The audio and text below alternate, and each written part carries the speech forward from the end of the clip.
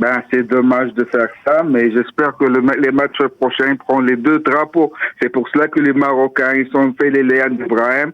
C'est pour lier entre les deux peuples, le peuple palestinien et le peuple israélien. L'idée de normalisation et tout ça, c'est pour être un lien, d'amener les deux peuples, de connaître l'un l'autre. Et moi, très personnellement, je mélange pas entre la politique et le sport.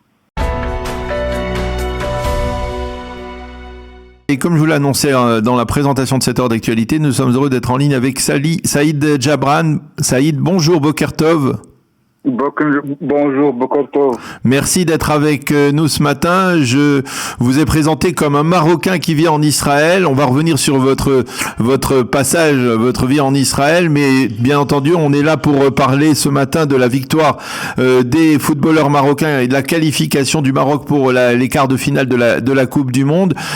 Comment avez-vous célébré cet événement ou avez-vous suivi le match hier? Oui, on a suivi le match hier à Tel Aviv et après la victoire, on est sorti à Tel Aviv, à Yafo, c'était vraiment super. On a même passé une nuit blanche. C'est-à-dire, vous avez passé toute la nuit à fêter cette victoire? Oui. Alors, qu'est-ce que vous ressentez, vous, en tant que citoyen marocain et qui vit en Israël après cette victoire? Ben, c'est super. Quand l'équipe nationale marocaine a fait un grand effort pour passer, c'est vraiment super. J'ai constaté, c'est pas seulement les Marocains, je dois signer ça. Même les Israéliens ici, à Tel Aviv, à Yafo, on a fait ensemble. Et surtout, il y a une grande communauté marocaine ici en Israël. C'est cela, parce qu'il y a une communauté importante de citoyens marocains qui sont musulmans et qui vivent au Maroc, hein. C'est vrai, oui. Combien vous êtes au total? Au total, on est presque 3000 personnes ici en Israël. Ah, et quels sont vos domaines d'activité en général? On est partagé partout, comme tous les Marocains. Ah oui. Non, il y a pas. On travaille dans tous les secteurs. Il n'y a pas un secteur spécial. Et donc, par exemple, vous, Saïd, vous êtes en Israël depuis combien de temps? Ça fait presque 20 ans. Ça fait 20 ans que vous êtes en Israël, donc bien avant la normalisation entre Israël et le Maroc, bien avant les accords d'Abraham. On peut parler de vous comme un pionnier. Oui, j'étais avant les d'Abraham, oui. Je suis marié en Israël et j'ai 4 filles. Et je vis, ça fait longtemps ici en Israël. Alors, c'est vraiment une atmosphère on va dire, d'élévation, de fête nationale, cette victoire. Qu'est-ce que ça symbolise pour le Maroc, pour vous en tant que Marocain, en tant que Marocain, avec votre communauté, la communauté des Marocains qui vivent en Israël? Dès le début, on a cette sensation, on a que l'équipe nationale marocaine il va faire quelque chose au mondial, parce que on voit tous les joueurs avec l'entraîneur et ils sont partis à Qatar c'est pas pour passer et signer un vie comme ça et passer. Ils sont partis à Qatar pour amener quelque chose et faire quelque chose. Ils ont croire très très bien à eux-mêmes. Et on voit que quand ils jouent dans les matchs, ils n'ont pas ils se sont pas qu'ils sont inférieurs ou quelque chose comme ça. Ils jouent le match, ils font des bons matchs et j'espère qu'ils vont avancer plus loin. Et on est vraiment très heureux.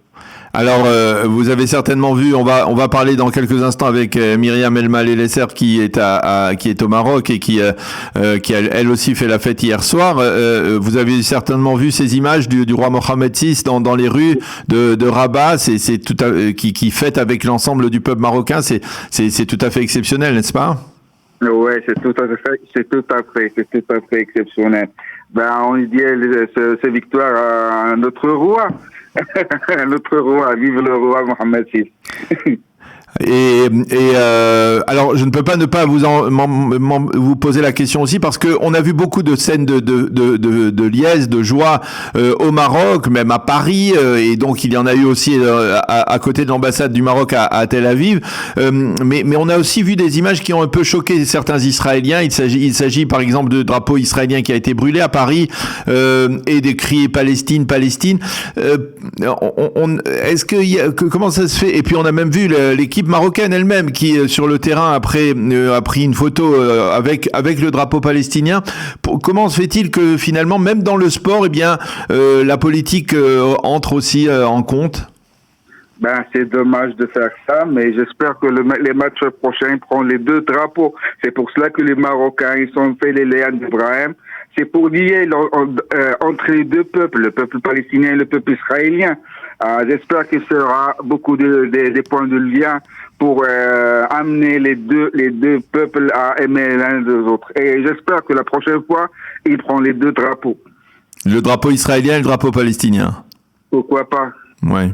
Donc, vous dites, vous êtes d'accord avec moi que jusqu'à présent, on avait le sentiment que c'était pas le conflit israélo-palestinien, même s'il demeure, eh bien, il n'était pas au sommet des revendications des Marocains. Là, on voit finalement que même dans le sport, il se glisse là.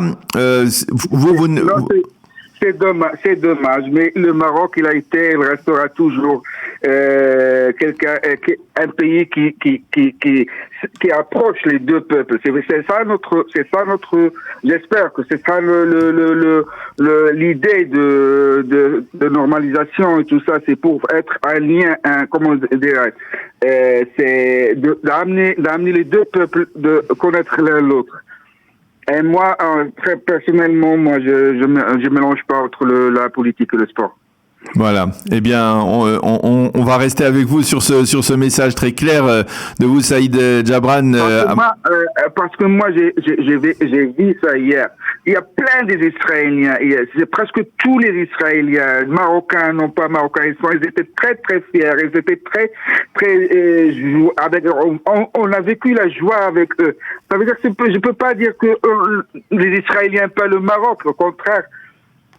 Voilà, oui, effectivement, les Israéliens aiment le Maroc, ça on le sait, on l'a vu depuis la normalisation et les accords d'Abraham, et donc malgré ces grincements de dents, d'une certaine manière, on peut célébrer cette victoire. Israël peut célébrer aussi cette victoire du Maroc avec à l'unisson, puisque le Maroc et Israël sont aujourd'hui des pays qui sont en paix, qui sont en pleine coopération dans de multiples secteurs, on le sait. Merci beaucoup, Saïd Jabran, d'avoir été avec nous ce matin, de nous avoir livré vos sentiments après cette victoire et qualification de l'équipe de la sélection marocaine pour les quarts de finale de la Coupe du Monde au Qatar. Merci encore d'avoir été avec nous. Bonne journée.